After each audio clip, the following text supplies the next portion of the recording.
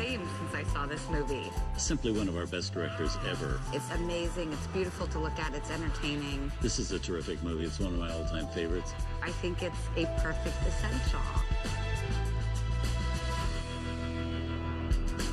Lifeboat, 1944. It's amazing how fluid this film is despite its setting. This is another film that has perfect pacing. John Hodiak gives a performance that's on a par actually with Brando in Streetcar. You wonder how Hitchcock is going to make his cameo in this film, but he does brilliantly.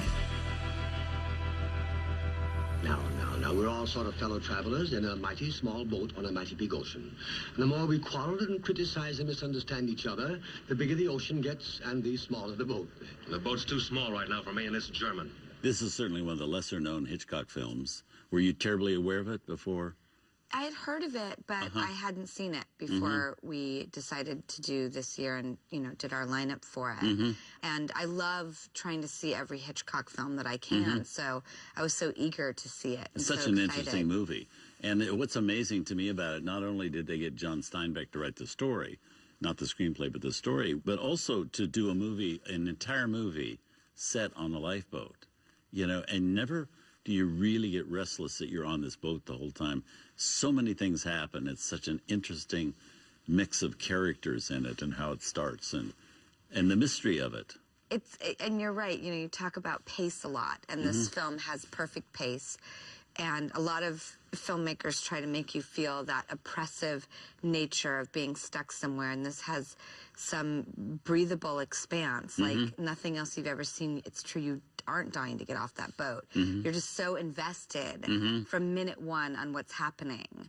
And it's true, it opens up, with, a shot of, something happening, and you know exactly where you are. You know exactly what the stakes are. Yeah, and I love the cast. William Bendix, who usually was a comedian in films. Also Walter Slezak, wonderful character actor, and Canada Lee, whose career was derailed by the blacklisting. And Hume Cronin is in it. Who I love. Wonderful Hume Cronin, yes.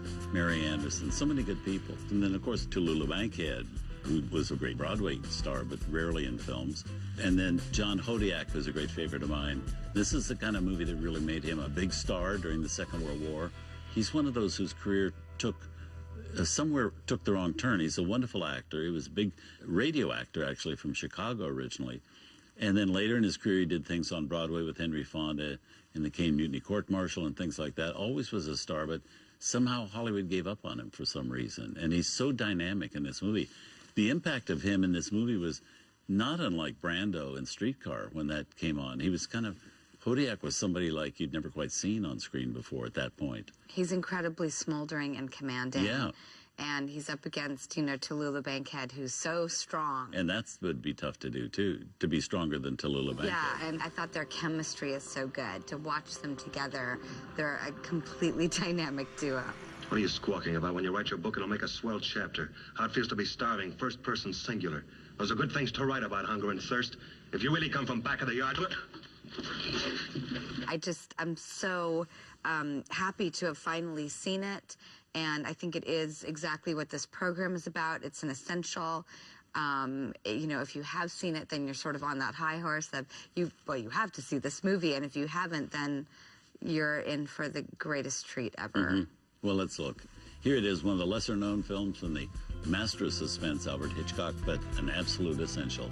From 20th Century Fox in 1944, Lifeboat.